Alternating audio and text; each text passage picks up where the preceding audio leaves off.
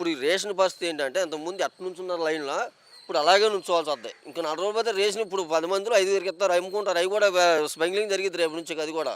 ఇప్పుడు అందుకే తీసేసింది బళ్ళు ఇవన్నీ.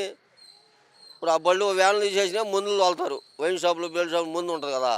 ఇప్పుడు ఇదివరకు అంటే మండలానికి ఒకటి వైన్ షాప్ ఉండేది. ఇప్పుడు 20, 30 ఉండే కదా. ఇప్పుడు వాటితో మందు తోలుతారు వ్యాన్లు. ఇప్పుడు ఎందుకంటే మరి ఈ జనాలు ఈ డబ్బు అంతా ఇప్పుడు జీతాలు ఇచ్చే డబ్బులతో మహానాళ్ళు బోహనాలు చేసుకోవాలి కదా. ఇప్పుడు వాళ్ళు తింటాకి ఇప్పుడు జలసాలు చేయాలి, వాళ్ళు తింటాకి కావాలి.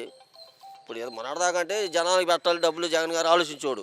వీడు అట్టగా వీడు పెట్టిన పథకాలను తీసేసి ఈ డబ్బులతో వాళ్ళు మహానాళ్ళు ఇది చేయాలి.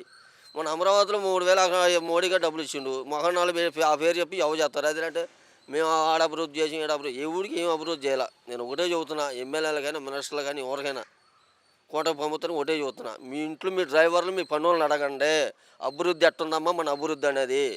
అదే తప్పితే మీ జనంలోకి వస్తే అసలు అప్పుడే మీ ఇంట్లో చేసేవాళ్ళు చెబుతారు అభివృద్ధి ఎట్ట అనేది. బయట కూడా అవసరం అది.